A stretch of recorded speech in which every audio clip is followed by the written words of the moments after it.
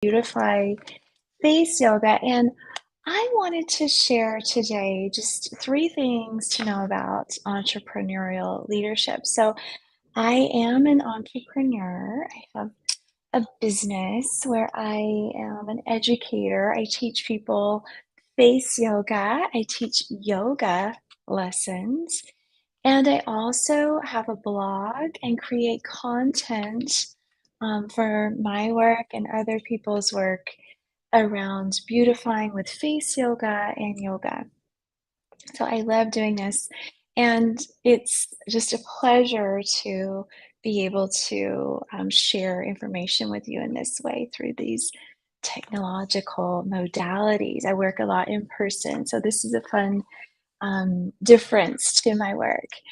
I would like to talk about entrepreneurship because for anyone who has their own business, so I am in near like 2.5 years of launching this business, but I have had other types of businesses. I used to be a caterer and a private chef, and I know the sustaining quality that you have to possess to be able to create a business that is successful, especially if you don't have a budget or you're on a shoestring, because that means that you're really a service-based business, or you are creating something that doesn't have a lot of overhead. So the things that I want to share that have helped me over the years sustain my direction and to keep building my status in my field as a leader, um, that's what I thought I would talk about today. And I've learned from so many other people. But the first thing that you have to, what you need to know is that you have to believe in yourself. You have to understand your unique quality about what makes your work important and why it stands out. What makes it different than your competitors? So there are thousands and thousands of face yoga teachers. I love every one of them. I follow them on Instagram. I take their classes because I love supporting my community. And I feel like we are sharing information that can help so many people. So by having different types of people sharing it, we can impact more people. So I feel a bit of a unity with the people who are in my field in that regard. There's always something new to learn from someone else. And I really embrace my belief that what I offer folks is just a little different. I add Ayurveda to my work and I teach about the Marma points and the benefits of massage. I also teach about nurturance and nourishing through the inside out to provide radiance to the face. And I find that that is a little bit different than some of my colleagues in this field. Um, the thing that is important to believing in what you do and how it's different is really believing that you have and are going to help people, that you are going to serve people. So if you're doing it because you like doing it and it's a passion, that's amazing. Like you're getting some great fulfillment from it. But really when you pivot the focus to how am I serving my community? How do I serve others? Then then you really shine because the authenticity comes out and you are believing in yourself enough to share your truest version of yourself. If you become so immersed in your business, at some point, it's not about you anymore at all. And it's about sustaining the business. And by believing in yourself, you're going to allow yourself the personal development that needs to be a part of your belief that you're worth investing in yourself, that you are worth spending many minutes or hours a day studying your industry so you can be the leader in your field. So believing in yourself also means that you are supporting your vision. Do you have a vision? What is your vision? Do you massage it, once a quarter? Really re, you know, reanalyze what you're doing.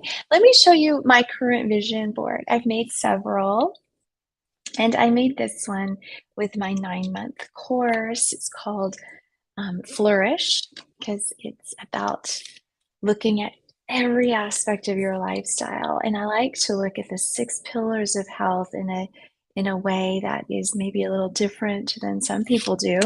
But let me show you, I made a vision board that just shares my what I believe in, what I believe my vision is.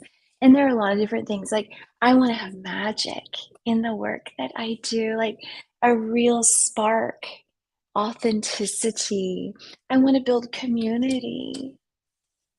And I want to really live in the here and now. And I've taken steps to incorporate these things. There are a lot of other things too. But this is a special thing to do for yourself. And I did it, lo-fi here with canvas, glue, and magazines. But you can create something really special online in a wonderful graphics app, or you can um, draw something, you could write it out. However you work best, just honor it. I've actually made a few vision boards, but it takes me a while to sort it out. And I'm talking about I made like 4 in my whole life. So some people like I know people who make one like every quarter, really reposition themselves every quarter, and it's just a great way to empower your beliefs. So let me just check the time here. Okay. So just 2 more things. So the belief was the first thing I wanted to share. There are a lot of little facets to that. It's like its own conversation, really. But the other 2 things that you need to really refine and know in your entrepreneurial leadership is why you're doing it. What is the point? And that comes with the vision and the belief. But your why is like, I have to do this to pay my mortgage. I have to do this to pay for the hobbies that I have. I have to do this because I have, maintenance on my home, or I need to support myself and build my retirement, or maybe I need to pay for my kids' college.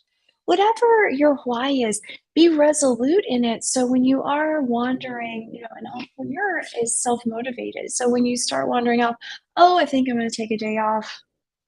No, you're not going to take a day off because you need to pay for the rent. You need to buy groceries. You need to support yourself. You need to build your business so you can serve others and help people. Hopefully, you're in a helping position, or you need to do, um, yeah, mostly. What else would you be doing? Building things. Maybe you need to become more of a leader in your field and be recognized. Maybe it's to be recognized. So, whatever your why is, allow yourself a few minutes to really think about that and identify it if you don't have the why there. It has to be strong. It has to make you do it every day because you don't have a boss leaning on you. You're the boss. Be the boss. Be your boss. You'll appreciate it. And then the next thing that you need to know is, what are you doing? What are you doing to help propel, make an impact in your business? What are you doing to serve your community? Do you have a system that makes it easy? Because sometimes what we do is just too complicated. I do so many different things. If I told the people who I teach face yoga to all of the stuff that I do, they might be overwhelmed. So understand your market and who is drawn to whatever services it is that you offer, especially if you do offer multiple offerings. try to minimize it into a few and create, refine, do different versions of them over time and really refine the work that you're doing and develop what you're doing. So don't like whatever it is, like I teach face yoga, I teach Ayurveda, and that's a lot. And then I also create content for other companies. So there's too much stuff. People who are into face yoga are probably not into this. So I don't need to share everything that I'm doing to everyone. Think about your market. If it is that confusing, maybe organize it in a way that's easier for you to present to others. Have someone check out your website and just sort of do a critique of it. Like, learn more about yourself in the what that you're offering. And maybe just a little organization, a little refinement, but you're probably doing amazing, right? Probably. You probably are. And you're probably building your business, which is an exciting time for any business. So, those are the three things that I wanted to share with you today. Belief in yourself, belief in your product, belief in your service, why you're doing it, who is going to benefit beyond your necessities. Why are you doing this? How will you impact others? And what are you doing? Do you have systems in place? Do people understand what you're doing?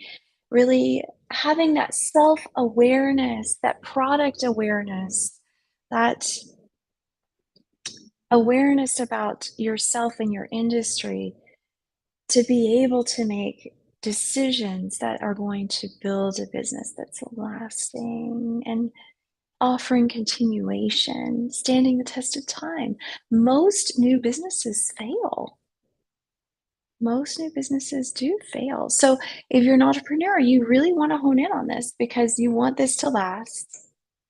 If you're an entrepreneur, you're probably the kind of person who is not going to do well in like a like a 60-hour a week job for someone else. You'd rather be doing it for yourself. So make it work.